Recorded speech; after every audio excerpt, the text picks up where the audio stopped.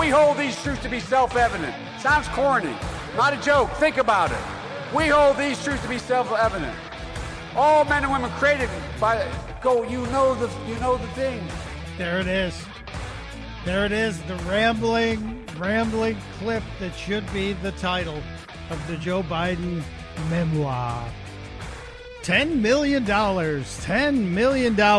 for the rantings of the former president, Joseph Robinette Biden Jr. Michael Pelka in for Chris Plant on this Friday. I hope your Friday is going to be amazing. Hope your weekend is incredible. You worked hard. You've earned it. We're trying to be helpers today. Yes, we're going to get to all the news we can. But we're also trying to be helpers to the publishers who, putting out $10 million. Then you have endless focus groups trying to come up with the title for the book. And so we're asking you, the vast and unpaid resource department of the Chris Plant Show, to help us out. 888-630-9625. You're welcome to share yours with us. I still am digging, am I still president? I'm still digging that one. That's a good. Grifting for Dummies is up there, too. I was never really president. There's so many. For sale?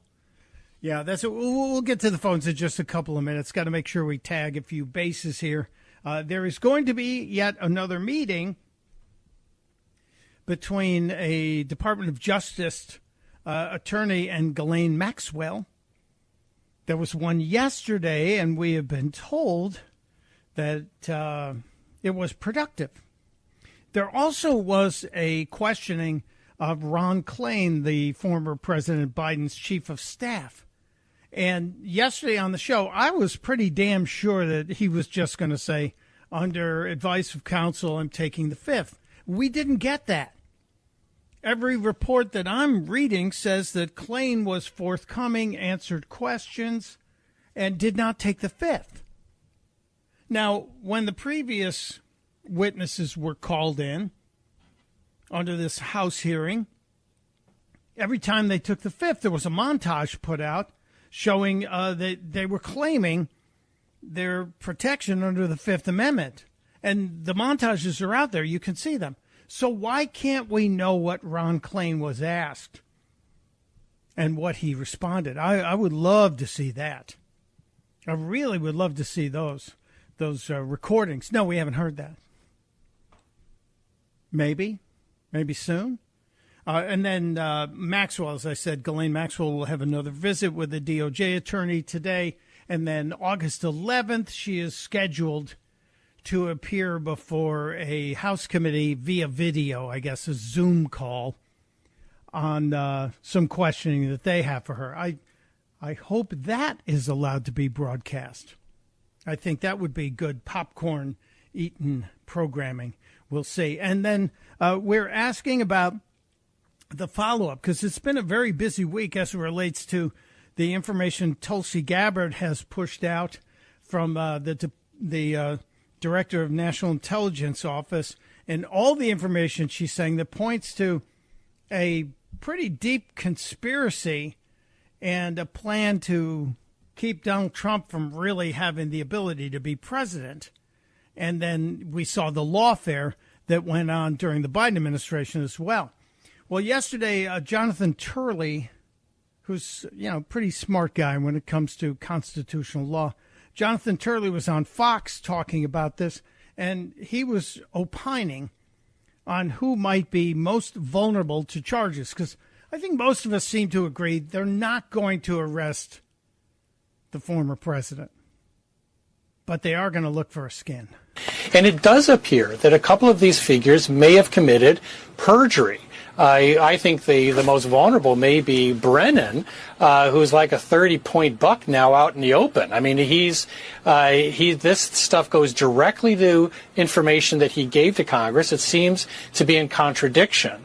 And so there are real questions here. I mean, people talk about, well, you can't charge Obama. That's very likely the case. He's probably protected. But these individuals, whether it's Comey or Brennan, are not protected from perjury charges if the statute of limitations has not run. They are more likely to be called again to repeat prior testimony. I would love to see that happen. Now, a lot of people are speculating that Comey is most likely to be behind bars. Why does it only have to be one? That's the question I ask. Only one? Seriously, only one? And we go back to some of the possible perjurers, and Clapper in 2017 on CNN with Jim Sciutto, a reliable water carrier for the Democrats. It was December of 2017. Clapper out there pushing that Trump's basically a Russian agent. Putin's handling him like that. I think this past weekend is illustrative of what a great case officer Vladimir Putin is. He knows how to handle an asset. And this guy is so, I get such creepy feelings on my skin. He's calling Donald Trump an asset to Vladimir Putin, and he's complimenting Putin for handling the president as an asset. And that's what he's doing with the president. You're saying that Russia is handling President Trump as an asset? That seems to be that's the appearance to me. Gee, if there were only a proof that you guys conspired to create this situation. Oh, wait. Yeah, Tulsi Gabbard's putting it out there. Certainly putting it out there in great numbers. I hope we get some sort of action on this. We need it. I think the country needs it.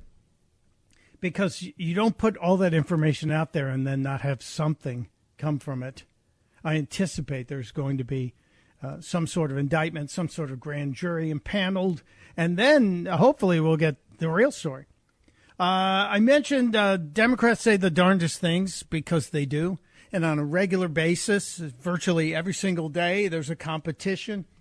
You know, Keith Olbermann, I'm sure you remember him. He used to have a show on MSNBC that people used to watch. He used to do a thing called The Worst Person in the World, which was actually kind of a clever idea, where his side would identify who they called the worst person in the world. And I know many of us in the conservative talk sphere actually said prayers hoping that Keith Olbermann would consider us to be one of the worst people in the world, because that would give you credibility. It's kind of the way I look at Democrats say the darndest things. I'm not looking to give them credibility, but I am looking to shine the spotlight on some of the things that they say. Yesterday, Beto O'Rourke, who is suddenly back in the Democratic spotlight, I don't think he believes he could be president. I really don't. I think he's looking at himself as vice presidential timber, because he would bring a considerable sway in the state of Texas, one might think, even though he's had failed elections against Ted Cruz in that state. But I think Beto believes that with the influx of the millions and millions of illegals in the country, that especially Texas, that's what the Democrats are trying to do, is turn Texas blue, and they got to get it purple first. But if he is a vice presidential candidate to, God forbid, they put Kamala up there, but that's a possibility. But Beto's out there making some pretty crazy statements.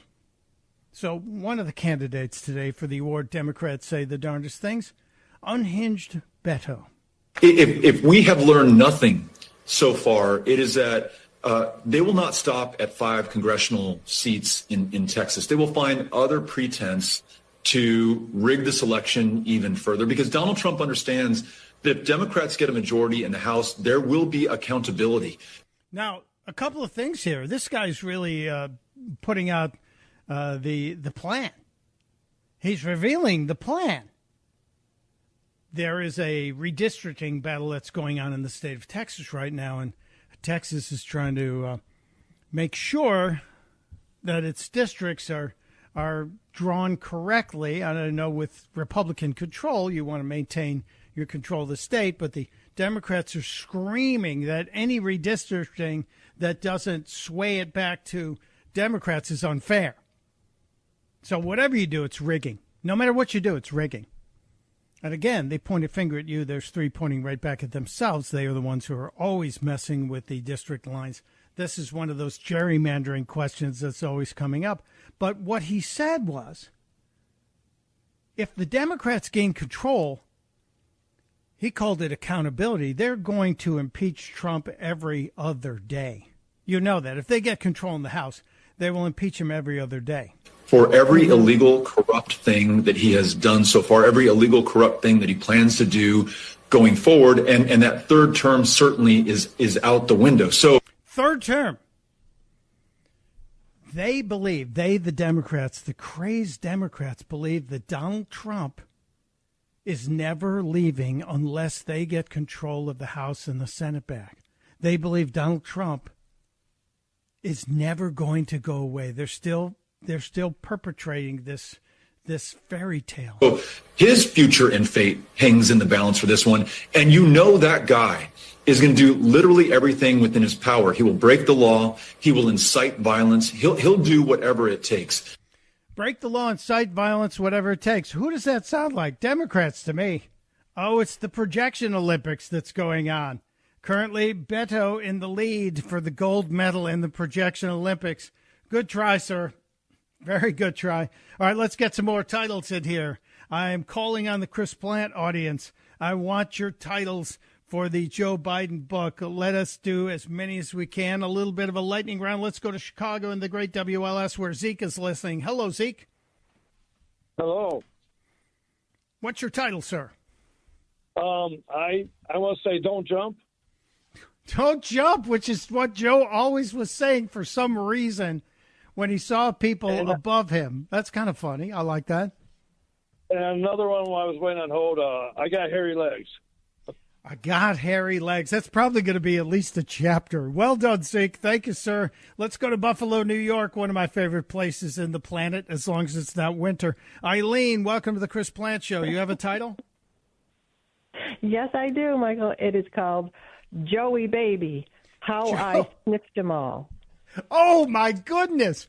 Joey Baby, How I Sniffed Them All. I like it. I like it. This is Buffalo Girls. Always so great. Thank you, Dale. Thank you, Eileen. I appreciate it. Let's go to Dale in Falls Church, Virginia. Hello, Dale. Hi there. I was wondering if I could just start by making a comment, a reaction to hearing that they're actually giving them $10 million. That Sure. just seems like a lot of money for a 20-page comic book. So you say it's going to be a graphic novel?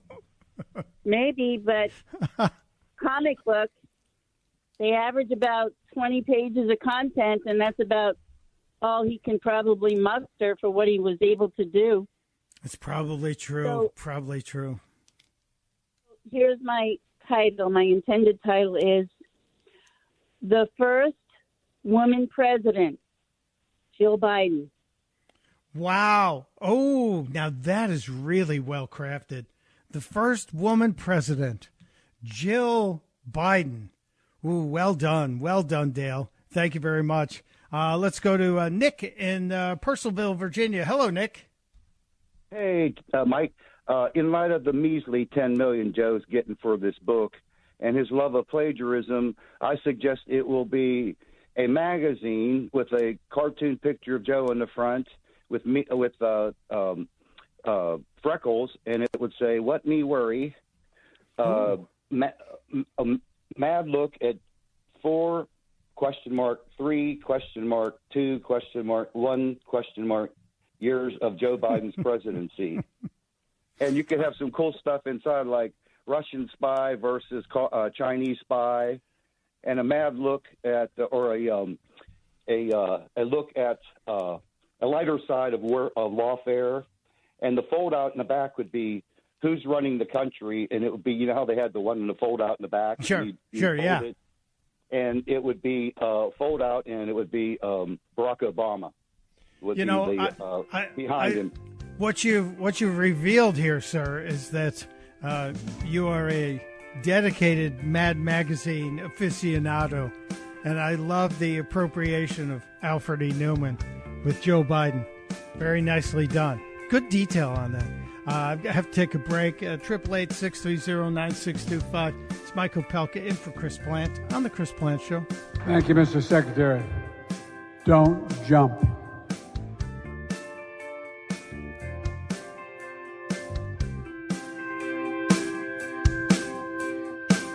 Chris here with a list of things that none of us should trust. The Washington Post, the New York Times, anything on CNN. Here's a list of things that I do trust. The Washington Times. Support real journalism for just $1 a week at WashingtonTimes.com/Chris. That burn blonde in the sun. And the kids used to come up and reach in and pull and rub my leg down. Sure they did, and nobody thought that was creepy when it happened. Ooh, I still get the douche chills when I hear that. Joe Biden, when he was at the pool in Wilmington, Delaware, telling stories about corn pop and sharpening razor blades that were rusted in the rainwater barrel, and just, it was the absolute insanity. And now he's been paid $10 million to write a memoir. And we're just being helpers, trying to come up with a title for the memoir for Joe Biden. It's just a thing that we're trying to be big-time helpers. It's what we do. We're givers. It's Mike Opelka for Chris Plant of The Chris Plant Show. We are still saddened by the news yesterday that Hulk Hogan passed away at the age of 71. One of the greatest clips of all, and there are myriad clips available on the internet, is Hulk Hogan from the RNC. What happened last week when they took a shot at my hero and they tried to kill the next president of the United States? Enough was enough. And I said, let Trumpomania run wild, brother. Let Trumpomania rule again. Let Trumpomania make America great again.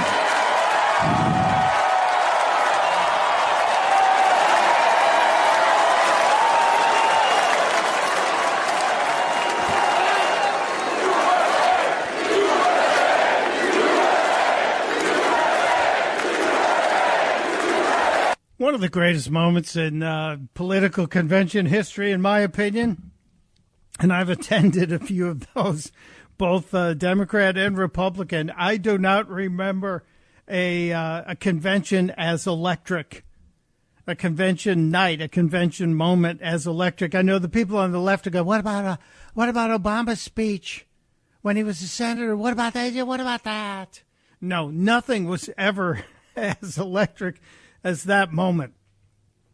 And the cutaway to Donald Trump sitting on the side, clapping and appreciating his friend. It was a great night. Rest in peace. Rest in peace, Hulk Hogan. He also got baptized last year as well. Converted his life, changed it over. It's never too late. Taking a break. It's Mike Opelka for Chris Plant on The Chris Plant Show.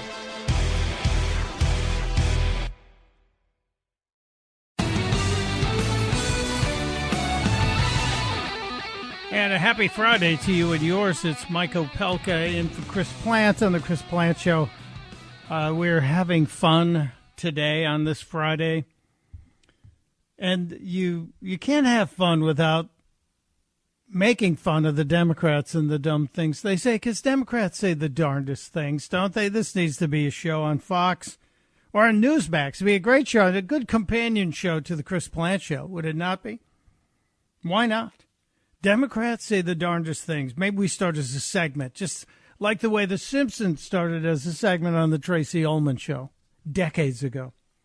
Every single day, Democrats just provide us with a plethora of stupid things that they say. And one of the regulars in Democrats Say the Darndest Things is Hawaiian Senator Mazie, rhymes with crazy, Hirono. Yesterday, in a committee that has successfully, thank God, moved the nomination of Jeanine Pirro forward to be the U.S. Attorney in the District of Columbia. It got moved out of committee yesterday.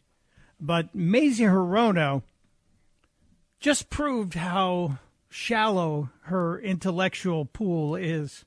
She's certainly wading down in the very shallow end of things. This actually was heard during the hearing. My concerns with Ms. Perot's nomination are numerous. Ms. Perot is a Fox. First of all, she's not related to Ross Perot. Her name is Pirot.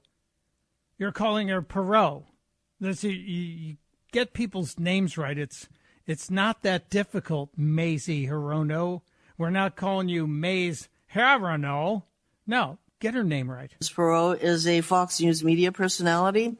She does not have the professional qualifications or the prosecutorial ethics to serve as a U.S. attorney for the District of Columbia. In fact, she seems to have no concept of ethics at all. Okay. Let's address this accusation by Maisie Hirono. Jeanine Pirro, not Perot, Jeanine Pirro actually served in public office from 1975 until 2005. 1975 to 2005.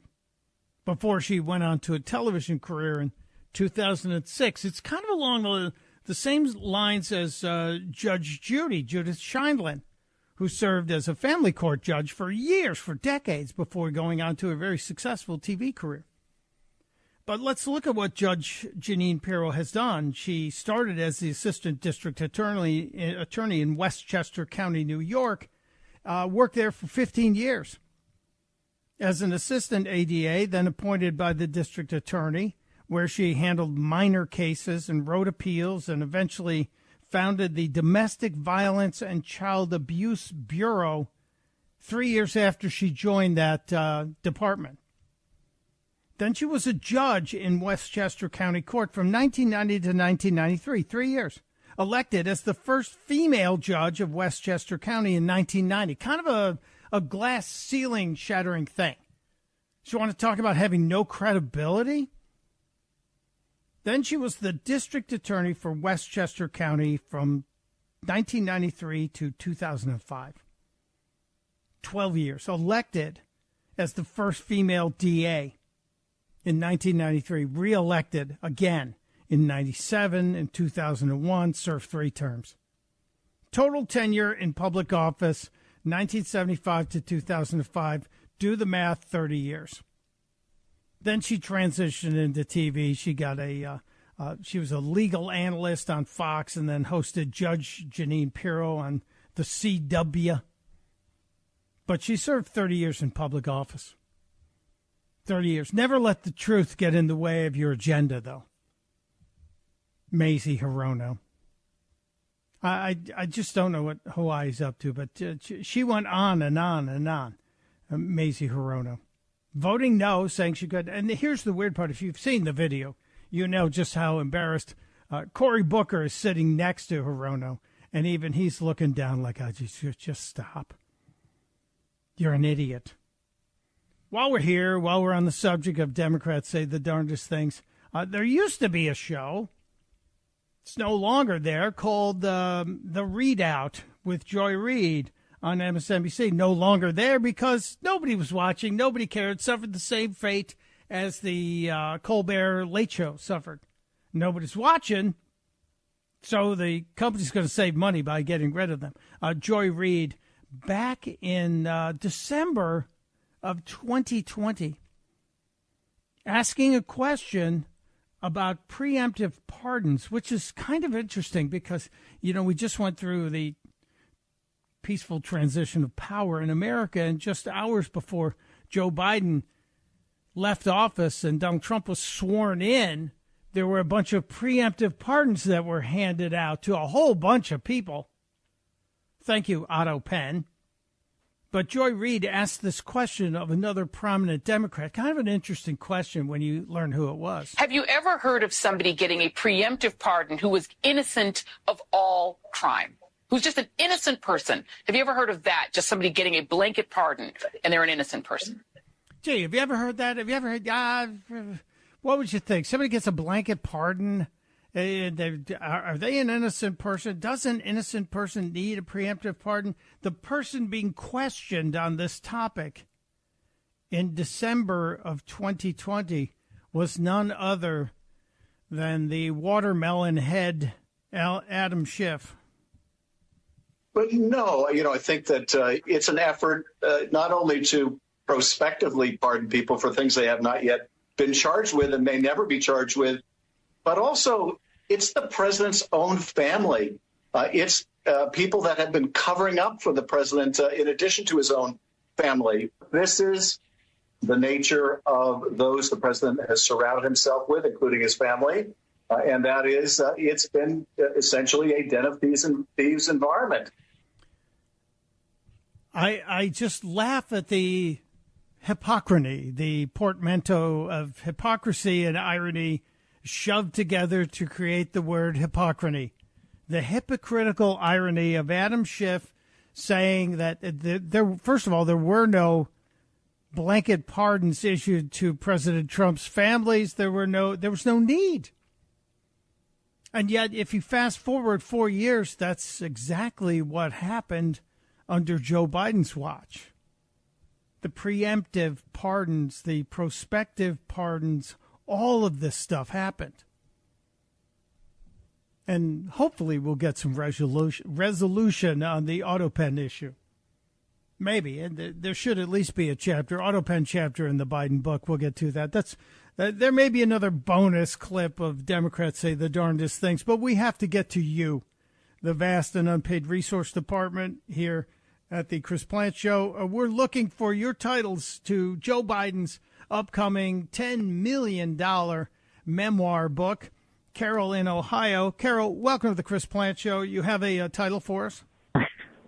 Yes. Hello, Michael. Great to talk to you. My pleasure. Okay. How about Joe's Garage Note?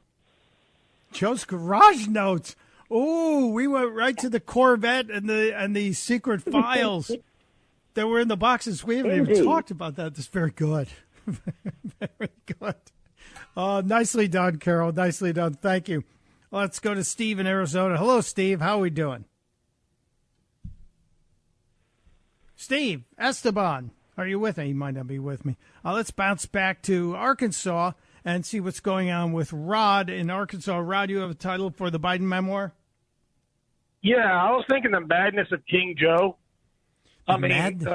Yeah, that's pretty good. Either that or Weekend at Biden's with Jill holding him up on one side and Hunter on the other. And, AutoPen can write the forward of the book, right?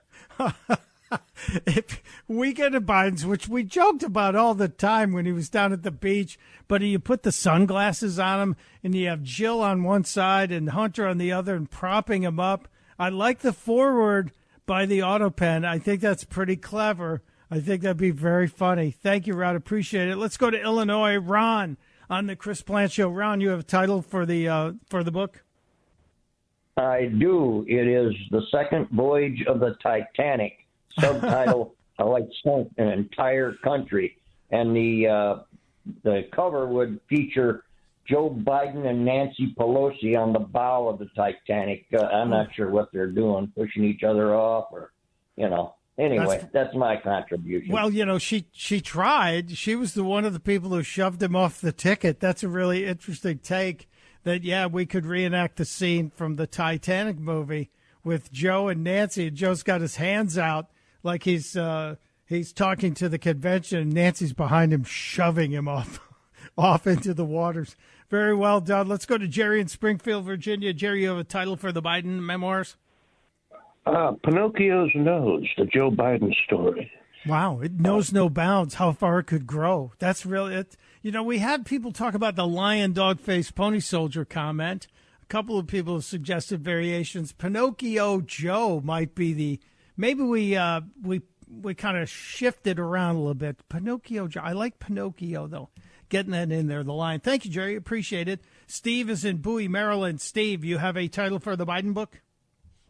Oh, yeah. I got Dumb and Dumber, and I have 3 subtitles. One is a low IQ person, how he became president, and then the other one is Joe Biden, the sharpest tool in the Democratic Party's toolbox. And the last one, Joe Biden, the intellect of the Democratic Party.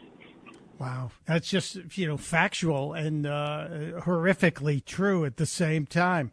Thank you, Steve. I appreciate it. Stuart is listening in Chicago, my old hometown, Chris's old hometown on the great WLS. Hello, Stuart. You have a title for us? Good morning, sir. How are you? I'm great. I'm having a good time today. It's Friday. We're just having fun on a Friday. Yes, always on Friday, yes. My title would be Autopen, truly mightier than the mind. Ooh, the Autopen is mightier than the mind. Well, just about a blender would have been mightier than Biden's mind the last few years, it seems. It's kind of sad to have seen the mental decline of a president right in front of our faces. But I like it. We're looking at how to get Autopen in there. And someone suggested earlier that we just say his co-author, his ghostwriter, is a guy named Otto Penn, which is kind of funny, too. Good job, Stuart. Welcome. Welcome, and thank you. Let's go to Bruce in Arlington, Virginia. Hello, Bruce. Hi, Mike. You have a title for me, brother? I absolutely do. How I spent my summer vacation. Maybe we should say how I misspent my summer vacation, because it kind of is what he did for the last 4 years. I like it. Very well done. Thank you. Let's go to Chris in Herndon, Virginia. Hello, Chris. You have a Biden title for us? Hello. I do. I can't remember. I can't remember. I can't remember. Oh, I like that. Because it is Joe Biden. I can't remember. That's very clever. See, this is the thing. This audience is much too smart for me. Very well done, Chris. I like it. All right, two more, and then we got to take a break here. Steve is in Charleston, South Carolina. Hello, Steve. What's your title for the Biden memoir? Hello, buddy. Hello. Have a slaughter the bar. Where am I? With an exclamation point at the end. Wait a minute. Give me the first part of that again. Have a slaughter the bar. It can't make sense. Followed by where am I? Who am I? How did I? Very well. You got me on that one. Thank you. Let's go to Chicago. Peter on the great WLS. Hello, Peter. Okay, the tale should be the scarecrow. If only I had a brain. Oh, so Joe Biden may be dressed as the scarecrow. We take the AI and we put Biden's face inside the scarecrow from The Wizard of Oz, and we title it Joe Biden, Yep. If I Only Had a Brain. Ooh, that's pretty darn good. All right, thank you, Peter. Well done.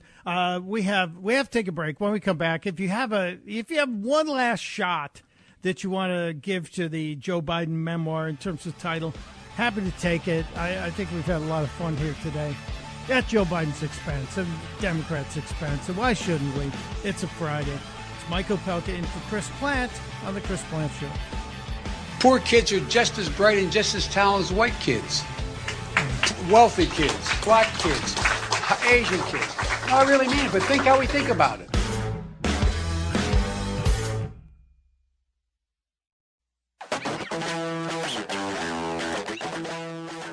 What a crazy week it's been. Michael Opelka sitting in for Chris Plant on The Chris Plant Show. And Chris returns on Tuesday. So that means I'm back Monday. One more day. God willing, I'll be here. Hope to be able to survive the weekend and all of the wonderful things it's going to throw our way. We started the week with the Tulsi Gabbard news and the additional blowback about the termination of The Late Show with Stephen Colbert. And then the deal that was at in some people's minds was at the center of it. The deal for the merger of CBS and this new company, the $8 billion deal, also triggered a big announcement that South Park had gotten a 5-year extension, $1.5 billion deal. So Colbert was a money loser. He's gone. South Park's a money maker. And just why is South Park such a money maker? Well, here's a little clip from one of the more recent shows. You guys are not going to believe this. The President of the United States canceled NPR. What's NPR? What's NPR? The funniest show ever where all the lesbians and Jews complain about stuff? The president had it taken off the air. I mean, who the hell does this president think he is? The government can't cancel the show. I mean, what show are they going to cancel next? It was seriously the best show. It had like gay rappers from Mexico all sad because girls in Pakistan got stoned to death. And guess why they got stoned to death? Because they were raped. It was hilarious. Why would anyone cancel that?